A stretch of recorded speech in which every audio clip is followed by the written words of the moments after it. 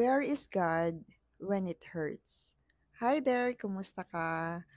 Most of the time, yung mga challenges sa buhay natin parang wala ng katapusan, no? Yung ah, parang ang lagi, ang sakit-sakit. Yung naghihintay ka ng sagot sa kagalingan, naghihintay ka ng sagot dun sa inaplayan mo, and then meron din naman na-reject ka dun sa inaplayan mo. At masakit siya. Most of the time, hindi natin naiwasang magtanong na, where is God kapag nasasaktan ako?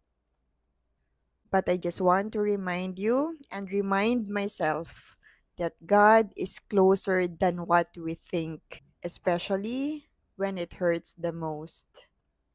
Sabi nga dun sa Psalm 34:18, the Lord is close to the brokenhearted and saves those who are crushed in spirit.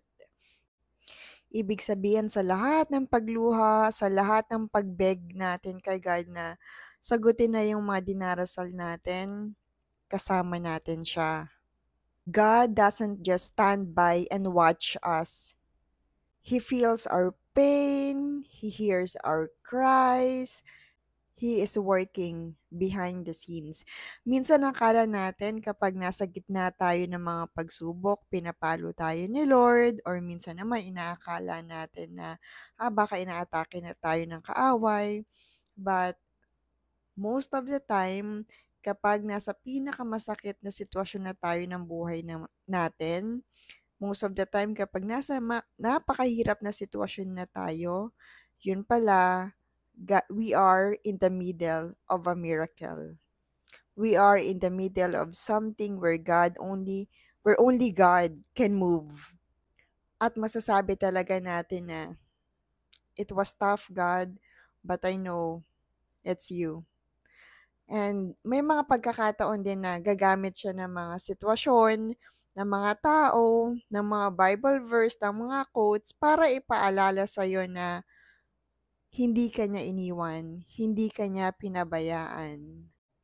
Alam ko napakahirap maniwala lalo na kapag nasasaktan tayo, lalo na kapag may hinihintay tayong prayer na masagot talaga, na parang feeling natin urgent na talaga siya. But let us remember this, God never leaves.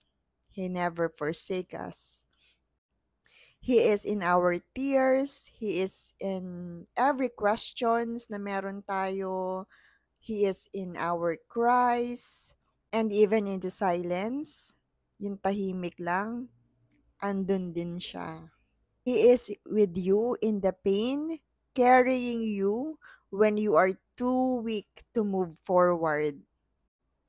Kaya sa kabila ng lahat ng sakit, sa kabila ng lahat ng unanswered prayers, sa kabila ng lahat ng paghihintay, kapit lang tayo.